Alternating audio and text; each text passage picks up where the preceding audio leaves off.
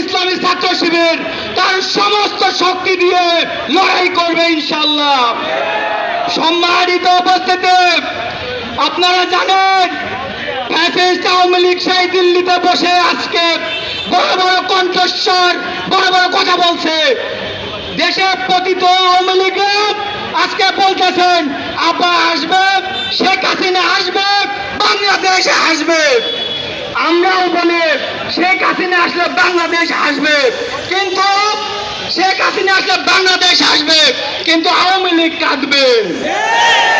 আমাদের প্রত্যেকটা শহীদ ভাইদের রক্ত এখনো আমাদের মাঝে বিদ্যমান।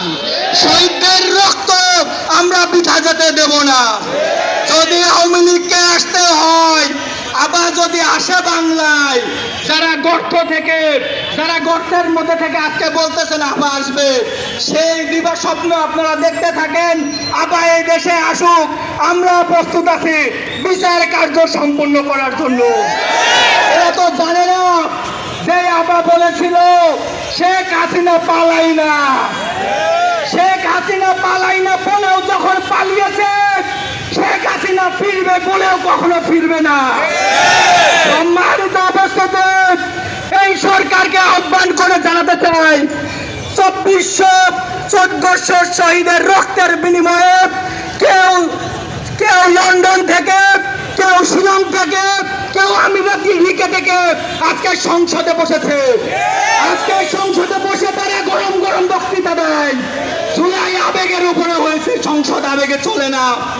সালাউদ্দিন আহমেদকে বলতে চাই, যদি জুলাই সনদ অবিলম্বে বাস্তবায়ন না হয়, আমাদের এই আন্দোলন অব্যাহত থাকবে ইনশাল্লাহ।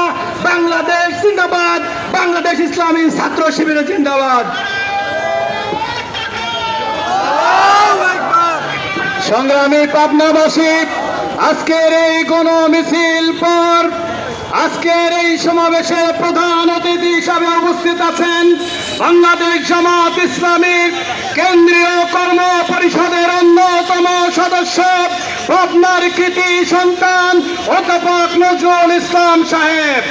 আরো উপস্থিত রয়েছেন এই পাবনার গণমানুষের নেতা, পাবনার জনমানুষের মাটির সাথে যার সম্পর্ক, কেন্দ্রীয় সুরার অন্যতম সদস্য জননেতা প্রিন্সিপাল ইকবাল হুসাইন।